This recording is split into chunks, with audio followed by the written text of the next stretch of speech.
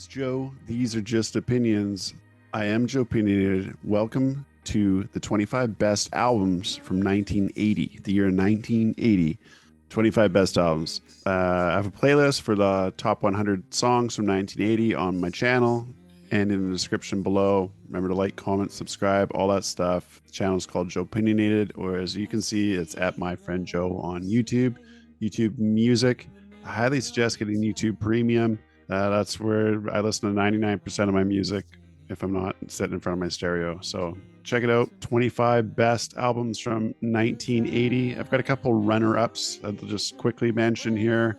Iron Maiden's 1980 album. Dire Straits, Making Moves. Herbie Hancock's My Hands. White Snake, Ready and Willin'. Kate Bush, Never Forever. And Nick Jones, Penguin Eggs. Number 25 comes from Prince, Dirty Mind. That's a 4-star album for me. I did a deep dive on Prince on this channel a few months back, and check that out. Top 25 albums from Prince, and I'm going to do a top 25 songs from Prince shortly.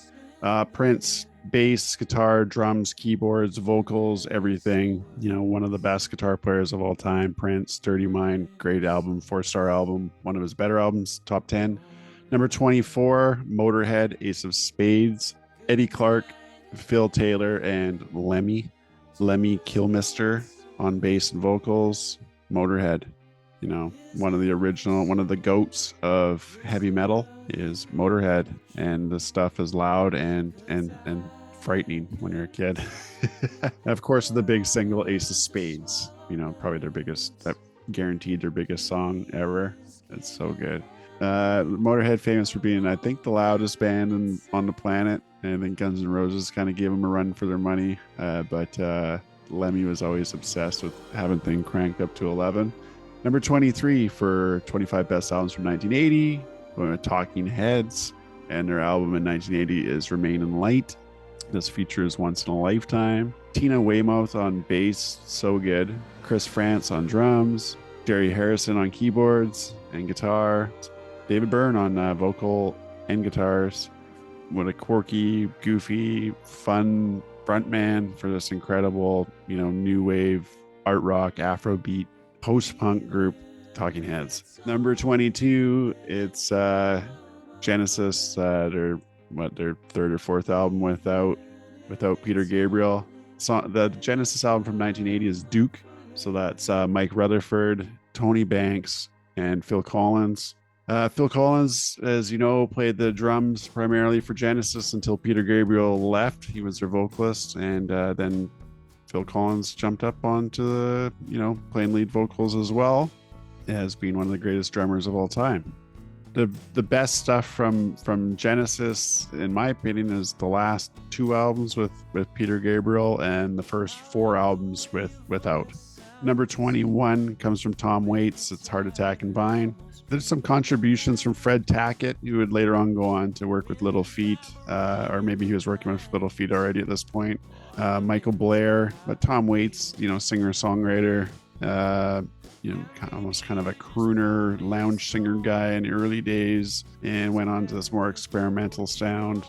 This album is pretty straightforward. It is just a singer-songwriter, a little bit experimental on some of the tracks, but more or less just a straightforward folk album from Waits. And that isn't just like a folk blues album from Waits. And I'm pretty sure he plays most of the guitars on this album. Fred Tackett is credited, though, as well as playing some of the guitars. Rank all the albums for Tom Waits. I don't think I did. I should rank all the albums for Tom Waits in a future episode. I do have the top 50 songs for Tom Waits on my channel, so check that episode out. Number 20 comes from John and Yoko, their last album, Double Fantasy. John dies in 1980 this year, and so this album is kind of split between Yoko songs and John songs. I don't think I'm alone with this. I love every John song. The Yoko songs I can live without. That's just me. These guys are in love. I got no problems with Yoko Ono. I don't think you need to say much about John Lennon. Honestly, guy's incredible. Number 19 for albums of the year 1980, I'm going with Robert Palmer's Clues. I think this is fifth or sixth album at this point. Once again, just funky as all hell. Very consistent album. I didn't really find a lot of, standout singles listening to it, but I did find that I liked the entire album. And, Robert Palmer, some of his albums I find are like that, where it's just like, even though I don't recognize any of these songs per se, it stays funky, focused, crisp. Robert Palmer obviously reeling from the loss of his great friend Lowell George, 1980. I think Lowell died in 79 or 80 from Little Feat. It's one of the few albums where he didn't actually cover Lowell. It's pop rock, new wave as well. I mean, pretty much everything in 1980 is. Number 18 for albums of the year from 1980. We're still at 4 stars. We've been at 4 stars since the first one, I believe. Yep. I'm going with Jeff Beck, There and Back. Jeff Beck, another one of these guys. Prince has been on the list already. Arguably the greatest guitar player of all time is Jeff Beck. And, take it from the people that you think are the greatest guitar players of all time, because they're all going to point to Jeff Beck. The sounds that are coming out of his guitar is that nobody else can do that. He's like a real one-off, virtuoso. Like what makes Eddie Van Halen special is that it's very Eddie. You can spot it right off the hop. It's very Eddie, and it's very tricky. It's really hard stuff to do. Eruptions, like, wow, this guy's crazy. That's really hard to do. With Jeff Beck, it's every song, or he never sits back ever. It's always balls to the wall. Rest in peace, Jeff Beck. He just died a couple years ago. All right, up next from Terry Allen and the Panhandle Mystery Band, the album is "Smokin' the Dummy." This is only Terry Allen's third album at this point. He is still coming full force on "Smokin' the Dummy." This album is friggin' amazing. Singer-songwriter, country rock. There's accordions in there. Sounds psychedelic in parts. Terry Allen's incredible. This album's great. The first album, a tribute to Lowell George. Lowell had covered New Delhi Freight Train from Terry Allen in the past. Smokin' the Dummy, another 4-star album. And our last 4-star album comes from Sparks, and I believe it's self-titled, is number 16 on the top 25 albums from 1980. Once again, another new wave, post, or new wave electronic, 1980s, bit of disco, bit of glam rock, bit of everything. I believe it's brothers Ron and Russell Mail. Number 15, I'm going with Steely Dan's 1980 album Gaucho. This is where I go up to 4.25 stars. Jazz rock, R&B, pop. Donald Fagen and Walter Becker, who are the lead members, and then just a bunch of rotating session players. Really Gaucho, really crisp sounding. One of the best jazz rock albums of all time, Gaucho. From Steely Dan, number 15. Number 14, I'm going with Emmylou Harris and her album Roses in the Snow. This is Emmylou, about 8th album. She kind of hit the scene in 1969, so 11 years prior to this. Worked alongside many great bands, and sang backup for many great bands, as well as being a pioneer, one of the greatest voices of the 70s and 80s, Emmylou Harris. What I've found with Emmylou is that I haven't listened to a whole lot of her albums, probably the 3 I think to date, but I've liked every one of them enough to put it in my top 25 every time. Number 13, a bit of a surprise to me, Bugles, The Age of Plastic. That's the album with Video Killed a Radio Star. I've owned it before, and I'm pretty sure I just went straight to Video Killed a Radio Star and didn't listen to the rest of the album. I did listen to it for the deep dive for 1980 deep dive. Yeah, Age of Plastic. I have this album. Almost every song on this album is 4 stars or higher. It's probably in the discount rack somewhere at your local record store, and you probably never bought it because you just thought it was the one track. Number 12, another 4.25 star album from George Jones, Am What I Am. This one features She Stopped Loving Her Today. This is obviously a later album from George. I gravitate towards the stuff he did with Tammy, with his wife, ex-wife, wife, ex-wife, wife, ex-wife. I'm not sure where they're at this point. I think they're officially done by this time. George Jones' albums are hilarious to me. The guy's an incredible singer, and a great one of arguably the greatest tones in country music history. But each song is a story. Every song. this is where that sort of stereotype of country music writing comes in. I lost my dog and the pickup truck and whatever, but each song's a story. I used to love Johnny Cash, Boy Named Sue as a kid. This tale about a guy, abandoning his son but naming him Sue so he'd be tough. I love those sort of story country tracks growing up. You want a story country track or 100? Then listen to every single George Jones song. Number 11. And I know I'm alone on this, 4.25 stars for Neil Young's Hawks and Doves. It might sound strange to you, but this was actually the album that really got me into Neil Young. For the longest time, I just didn't get it. I've always had a problem with Harvest, and I still kind of do. I still am kind of sick of that album. And it just, I'm from Canada. It played it all the time on the radio. There was sort of a revival when the live versions came out, the old Massey Hall and stuff like that, and where I started to get into Harvest again. But for me, the biggest revival was 20 years ago. My friend Mark from Live Jimmy Presley, a South African band, industrial rock band, got me wise to REM, Neil Young, and many, many others. Hawks and Doves being one of his favorites, and then it became one of my favorites. The track Hawks and Doves is one of my favorite Neil songs. Respect and tribute to my friend Mark. And I think about you every time I hear this song and this album. Number 10 for the 25 best albums of 1980 comes from XTC. Going with Black Sea. Black Sea is their album from 1980. Colin Moulding, Dave Gregory, Terry Chambers, Andy Partridge. XTC. New wave, post-punk, pop rock. Really great documentary about these guys. I think it's called Senses Working Overtime, but I could be wrong. Anyways, it's really great. Maybe it's called This Is Pop or something like that. Yeah, grew up XTC, close friends of mine, huge XTC fans. This stuff is awesome. So original, so different every time. I like music that doesn't sound like anybody else. And watching Andy Partridge talk about writing songs and playing the guitar and just making up chords and just going with it is fascinating. And it makes so much more sense when you listen to their music after seeing him explain that. It was a huge turning point for me was watching their documentary. And then suggest enjoying every single album these guys put out because they're all great start to finish. Black Sea from 1980. Number 9, another band that I really love, Devo, and their album from 1980 is Freedom of Choice. I have it at 4.25 stars. Devo, incredibly tight, new wave synth pop band. It's a post-punk, punk-driven, tight tracks. The Girl You Want, Whip It, is also on this album. Whip It good. The studio, magic that happens with Devo is redonkulous, but then if you watch them do it live, and they pull it off, and it is excellent. So Devo, Freedom of Choice, number 9. Number 8, Zenyatta Mondatta from The Police. Another 4.25 star album, and same thing, start to finish, great album. These three, this power rock trio, new wave, reggae rock.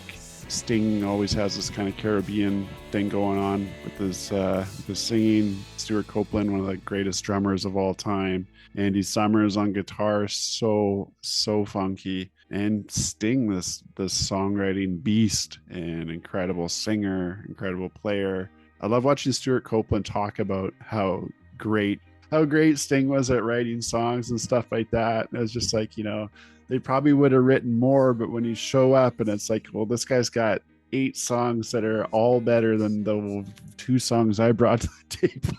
It's like, we're going to play those songs, and that's okay. The Police, they don't really miss. They got 4 albums, I believe, and they're all great. Number 7 comes from Sir Paul McCartney, Paul McCartney 2.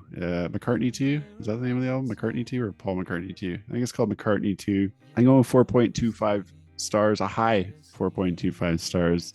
This is his experimental synth pop new wave album. I know I was new to it only a few years ago. I thought it was fantastic. I love this kind of music, though. This experimental stuff, I'm definitely a huge Ween fan, or just huge into anything experimental or different as far as music goes. So I love this album. Lie down. Number 6, I'm going with Judas Priest, British Steel. I'm pretty sure that's their debut album. Rob Halford. What a bunch of great songs on this album. It's definitely post-punk. It's hard rock, heavy metal. Sounds very punk to me. very influential record, very influential group. Their styles, even, you know, like that was really, that look was a Judas Priest thing at one time. I love the lyrics from Halford. I love the singing from Halford. I love the guitars from Tipton and Downing. Living After Midnight, Breaking the Law, that sort of stuff. Number 5 from Musical Genius, Stevie Wonder. His 1980 album is Hotter Than July. This is where I jump up. Actually, Judas Priest, I jump up to 4.5 stars. This one as well, 4.5 stars. That's Stevie Wonder. Very political album. Damn cool. Just a really cool album. I love that. The cover, I guess you'll be able to see it here. The cover, so cool. Stevie Doesn't Miss from 1970 until 1980. Perfection. Almost as good as the classic era, or whatever they call the classic period of his albums. I mean, this is right there. It could easily slot higher than some of those albums. So number 4, my favorite Ozzy Osbourne album, Blizzard of Oz. The 4.5 star album. Which Ozzy album would you put higher than Blizzard of Oz? I'm not sure. This one has Crazy Train, Suicide Solution, Mr. Crowley. And this is Randy Rhoads on Ozzy Osbourne in 1980.